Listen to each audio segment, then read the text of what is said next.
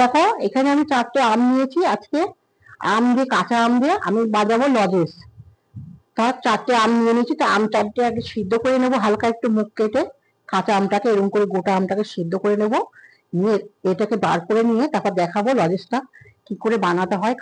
হালকা জল দিয়েছি, দিয়ে তারপরে কেমন করে বানাবো, আমার কি লাগবে তোমাকে দেখাচ্ছি। আগে আমটাকে সিদ্ধ করে নি ভালো করে।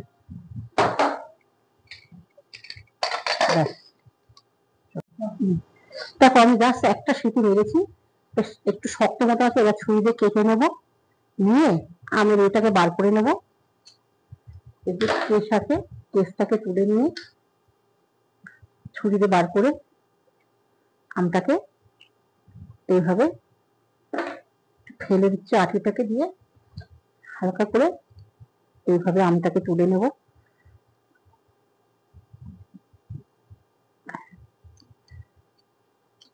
দেখো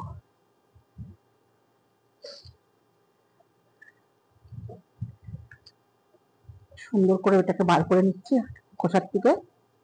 বসে গেছে আমার আয়ুষ্মানা স্কুলে গেছে, তার কাঁচা আমের লজেস নিয়ে আমি বসেছি বানাতে। স্কুল থেকে এসে দেখবে লজেস বানানো হয়ে গেছে।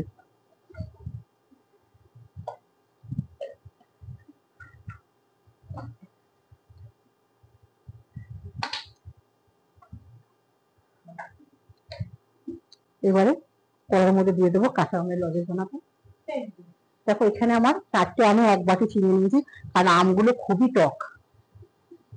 কড়াটা তো গরম করাই আছে, আগে থাকতে গ্যাসে জ্বালিয়ে রেখে দিয়েছি।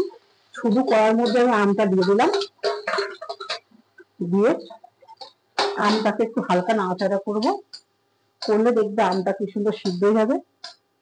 তারপরে আমি চিনি 1 বাটি চিনি রেখেছি তোমাদের জন্য দেখিয়েছি। এবারে আমি চিনিটাকে এর মধ্যে দিয়ে দিচ্ছি। মনে হচ্ছে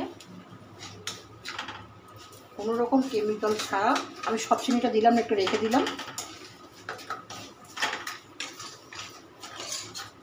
কোনো রকমের কেমিক্যাল ছাড়া ঘরেতে লজেস বানাচ্ছি কাঁচা আম দিয়ে।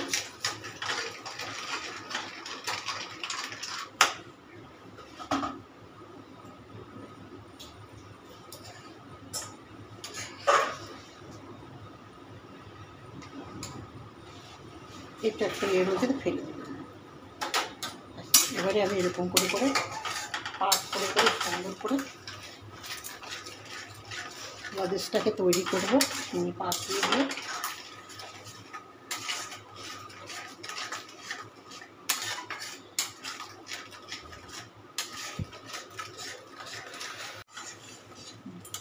দেখো আমার পাকটা সুন্দরভাবে হয়ে গেছে, একদম দারুণ একটা লজেস, টেস্টি টেস্টি লজেন হবে। এর মধ্যে দিয়ে দেবো আমি হালকা একটুখানি কালার, ফুড কালার, যাতে আমের কালারটা একটু আসে, সামান্য একটু, সামান্য দেবো 1 ফোঁটা, দেখতেও ভালো লাগবে 1 ফোঁটা কালার দিলে। ব্যাস 2 ফোঁটা দিয়ে দিলাম একদম গুনে গুনে। দেখো সবুজ কালারটা যাতে আমের লজেসের কালারটা যাতে চলে আসে।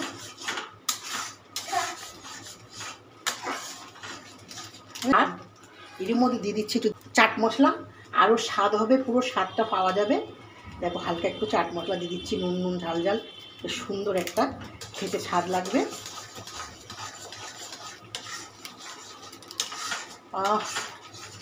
দারুণ একদম, আর গন্ধটা কি সুন্দর বেরাচ্ছে। পুরো দোকানের একটা লজেস এরকম কিনতে পাওয়া যায়, কাঁচা আমের লজেস, এরকম গন্ধ বেরায়। চাট মশলা দিয়ে আরও গন্ধটা অন্যরকম হয়ে গেল। দেখো কি সুন্দর হয়ে গেল। আমার পাকটা পুরো হয়ে গেছে। এবারে নামিয়ে নেব চটজলদি, একটা লজেনের পাক হয়ে গেল।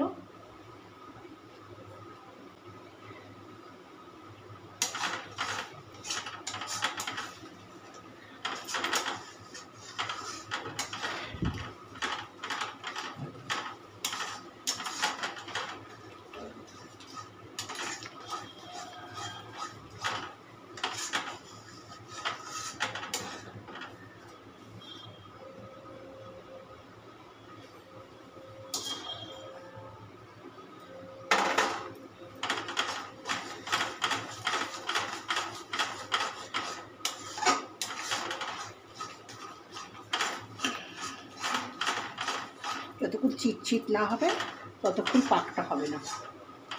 চিট হয়ে গেলে ভাববে যেন পাক হয়ে গেছে।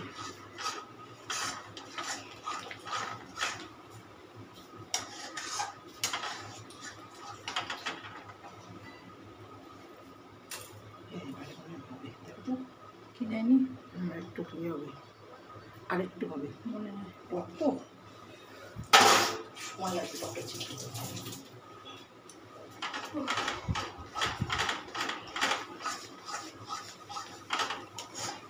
ছেলে আসতে তোমার হয়ে যাবে।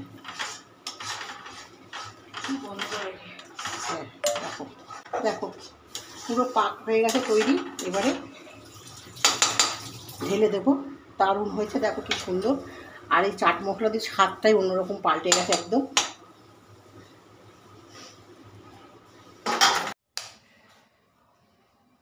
দেখো এর মধ্যে অল্প অল্প করে আমি দিয়ে দিচ্ছি।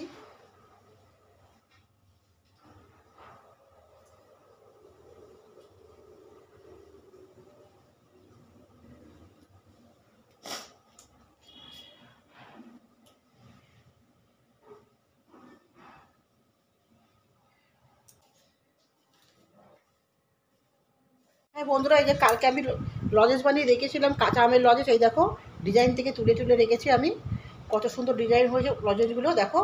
আর কিছুটা কাঠি ঢুকে আমি ললিপপের মতন করেছি এইভাবে।